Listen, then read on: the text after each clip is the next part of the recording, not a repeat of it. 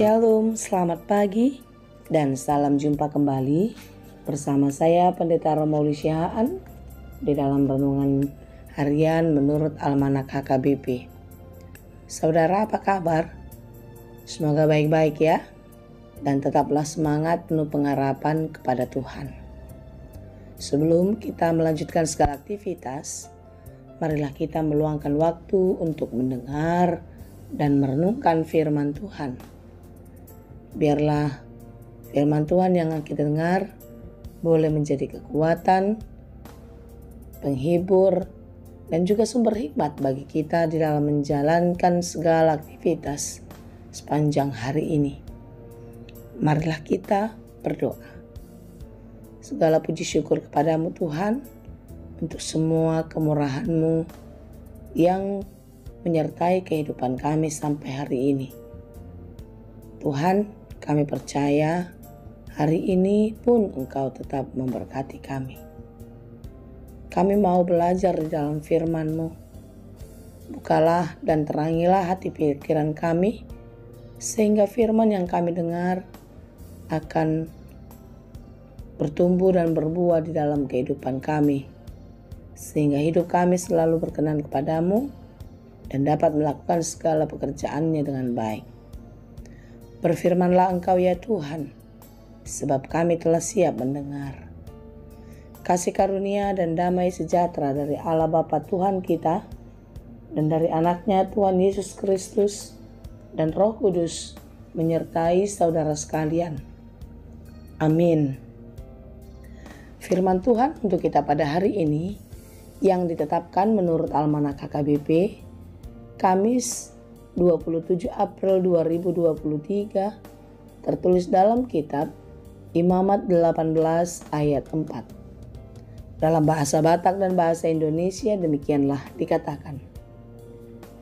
Ikon radutan muna do aka uhupu, jala ikon ingotan muna aka paretakko. Asa marparange hamu hobar tusi. Ai ahu do Jehovah debatamunai. Kamu harus lakukan peraturanku dan harus berpegang pada ketetapanku.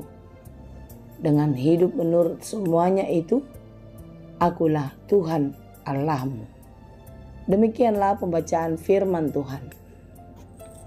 Saudaraku yang dikasihi Tuhan, renungan kita pagi ini saya memilih sebuah tema bagi kita, yaitu melakukan perintah dan berpegang pada ketetapan Tuhan. Apakah itu ketetapan Tuhan? Ketetapan Tuhan adalah rencana Tuhan yang kekal, yang diputuskan berdasarkan kehendak-Nya, dilakukan untuk kemuliaan-Nya, di mana semua mencakup hal-hal yang tidak mungkin gagal. Artinya, apa yang ditetapkan oleh Tuhan haruslah terwujud. Apa yang direncanakan di dalam kehidupan kita, di dalam kehidupan umat manusia, tidak ada yang dapat mengganggu gugatnya. Jika Tuhan sudah berkehendak, semuanya akan menjadi nyata.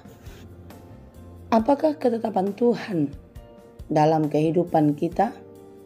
Saudara, dalam Efesus 1 ayat 4 sampai 5 jelas dikatakan bahwasanya Tuhan mau, Allah mau kita hidup kudus dan tak bercacat di hadapannya, menjauhi larangannya dan melakukan hal-hal baik seturut dengan kehendak-Nya. Efesus 1 ayat 4 sampai 5 dikatakan, sebab di dalam Dia Allah telah memilih kita sebelum dunia dijadikan, supaya kita kudus dan tak bercacat di hadapan-Nya. Dalam kasih, Ia telah menentukan kita dari semula oleh Yesus Kristus untuk menjadi anak-anak-Nya sesuai dengan kerelaan kehendak-Nya. Sudahkah kita melakukan perintah dan hidup di dalam berpegang kepada ketetapan Tuhan? Saudaraku yang dikasihi Tuhan, kebiasaan hidup di dalam ketidaktaatan kepada Allah ini dapat kita temukan di dalam kehidupan kita sehari-hari. Bahkan kita dapat melihat di dalam kehidupan orang-orang yang menyatakan dirinya sebagai pengikut Kristus. Apakah sebagai pengikut Kristus kita sudah mengikuti apa yang dilakukannya? Kita sudah mengikuti apa yang diperintahkannya. Sebagaimana perintah Tuhan, perintah Allah terhadap orang-orang Israel pada zaman itu pun sampai kepada kita hari ini. Agar kita hidup kudus, hidup di dalam perkenanan Tuhan, dan hidup menurut ketetapannya. Saudaraku yang dikasihi Tuhan, kita harus hidup di dalam kekudusan yang daripada Tuhan. Menjaga hidup kita dari hal-hal yang menyesatkan. Kita hidup di dalam kekudusan, baik secara jasmani maupun rohani. Menghindari, menjauhi segala hawa nafsu dunia. Dan terus mencintai Tuhan dengan hati yang sungguh dalam kesetiaan iman. Di akhir kalimat dalam renungan kita di kitab Imamat 18 ayat 4 ini dikatakan, Akulah Tuhan Allahmu. Akulah Tuhan Allahmu artinya Tuhanlah yang memiliki hak. Tuhanlah yang memerintah segala sesuatu atas hidup kita. Tuhanlah yang memiliki segala sesuatu yang ada pada kita. Dan Dia jugalah yang menjadi sumber kehidupan kita. Yang mengizinkan, yang memperkenankan kita untuk tetap ada sampai hari ini. Semua ada dalam ketetapannya. Dan tentu kita sebagai makhluk ciptaannya harus hidup di dalam ketetapan Allah itu. Oleh karena itu saudaraku yang dikasihi Tuhan, marilah kita mengingat selalu peringatan Tuhan di dalam kehidupan kita. Hari lepas hari kita diingatkan terus di dalam firman-Nya untuk tetap setia beribadah kepadanya. Untuk tetap membuat Tuhan menjadi prioritas utama di dalam kehidupan kita.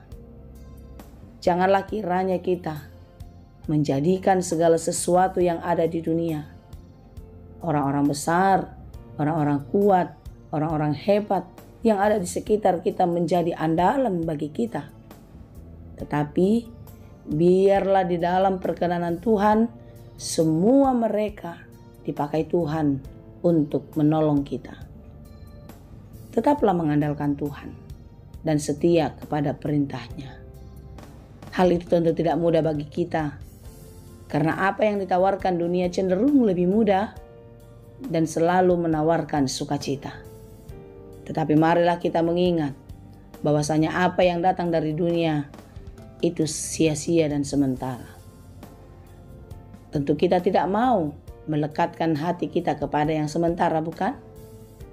Sebagai orang-orang yang terus bertumbuh di dalam Tuhan, yang terus mau belajar di dalam firman-Nya, marilah kita mencari sesuatu yang kekal, sesuatu yang tidak rusak dimakan oleh ngengat, yang kekal dan yang abadi, yaitu yang datang dari sorga, di dalam Tuhan kita Yesus Kristus. Janganlah kiranya kita berpegang kepada hal-hal dunia, tetapi peganglah Tuhan senantiasa di dalam hidupmu.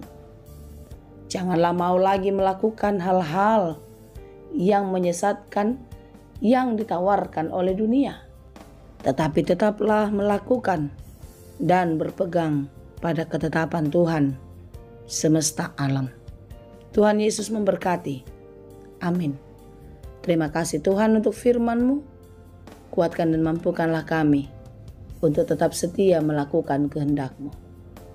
Tuhan, biarlah kami tetap beroleh keselamatan kami dan terus mengerjakannya di dalam kehidupan kami. Sehingga ketika Maranatha tiba, Engkau mendapati kami tetap setia. Hanya di dalam Yesus kami berdoa. Anugerah Tuhan kita Yesus Kristus, kasih karunia Allah Bapa, dan persekutuan Roh Kudus, itulah kiranya yang menyertai dan memberkati kamu sekalian. Amin.